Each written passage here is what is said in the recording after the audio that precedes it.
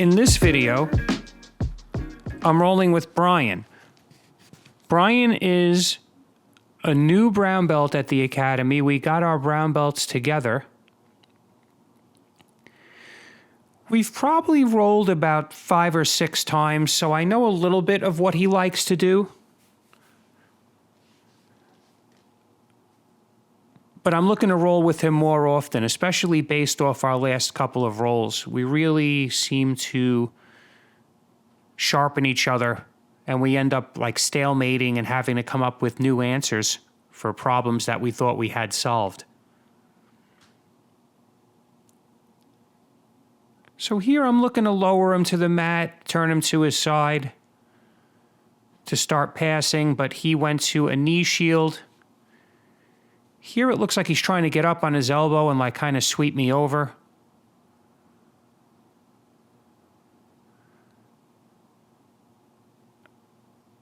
Here I'm trying to create separation from my leg, from his entanglement. So again, it always starts by putting my knee towards the ceiling and kicking out. We've seen this in a few videos in a row now. So Brian's a little bit younger than me. I mean, I don't know his life story, but I'd say at least 10 years younger and maybe a little heavier. As usual, to me, he feels stronger. So I'm grabbing his wrist between his leg to try to get him on the side and pass his guard to keep that hand unavailable. So there's a lot of grip fighting because we both know that one little mistake will be capitalized upon. So here I'm trying to take his hooks off by kicking my leg back and making a new angle on the side. Again, trying to do it incrementally. I'm doing some really good wrist fighting with my right arm, the way I'm following him. I'm not squeezing. You could see my hand is open right now. Some people, every grip is the grip of death. And they wonder why they're sore and they're gassed. They have to start jogging for cardio. Because you can't keep your muscles flexed for too long. If you tense them at the proper times, that's fine. So here we have mutual neck grips. I'm looking to bring him sideways and clear that hook so I could pass. Here he's looking to scoop an underhook.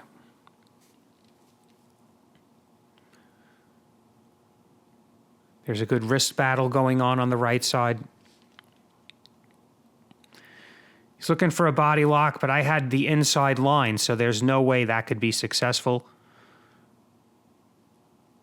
Unless he was a gorilla.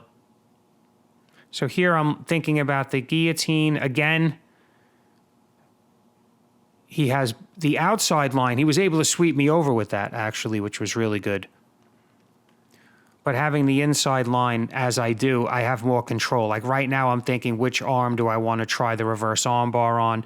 So he knew that, and he postured up, and he brought his arms back. So now I'm playing butterfly guard.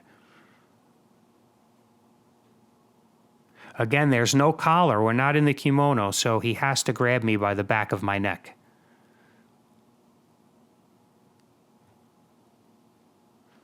A friend of mine, Derek, had a great Muay Thai clinch, and he would employ it in his Jiu-Jitsu. And I remember I just couldn't imagine. I couldn't get out of it. So here we go. I have like a reverse De La Riva spider guard. I mean, you know, you could say high level, low level, but I would say this is not for beginners. There's a lot of complexity. There's a lot of nuances, a lot of variables. It takes a long time to develop that type of guard.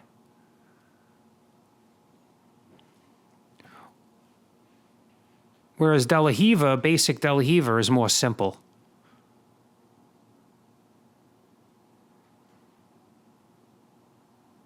So here he's giving up his posture to try to break my leg entanglements. that's exactly where I want to be. And then I got the tripod sweep, but he dropped for a footlock, and then I retreated, and then he stood up. Another good exchange.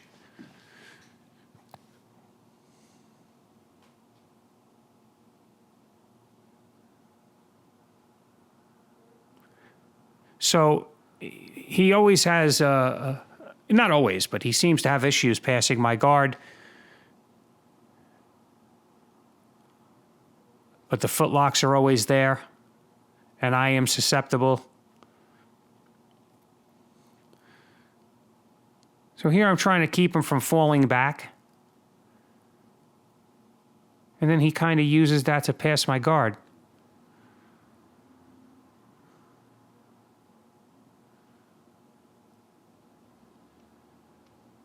He likes this cradle position. He usually will squeeze me from behind my leg and behind my neck at the same time and squeeze, which really is terrible, but I'm flexible enough where I'm not going to tap to it.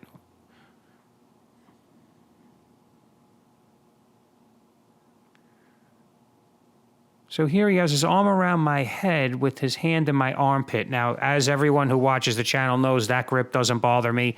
The important one is his right hand. And I'm not going to let him get that because I have 2-on-1 from a structured position. And he really tried his best there to get it. I invert, and I'm able to come up on top to knee on belly. I think he's laughing. But it was a good exchange. I'm not a big inverter necessarily, but I can do it when I have to. So here I'm looking to clear his arm. He's posting on my waist. So I have my knee on belly, but he's posting on my waist. So I'm trying to clear his arm with my right knee. Now I'm just leaning. So he's inverting now to try to recover his guard. I'm holding it back with the ankle grip, and now he has a 2-on-1 on my right hand, but it's in front of his leg, so I could pass that way. And he realizes this and switches. Here he tries what could be a triangle there, triangle setup at least.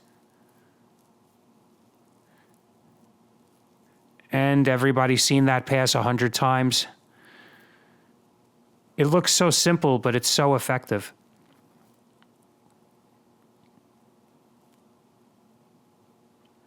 So here I'm in a knee on belly position, not smashing, not going crazy. Not looking to hurt my partner.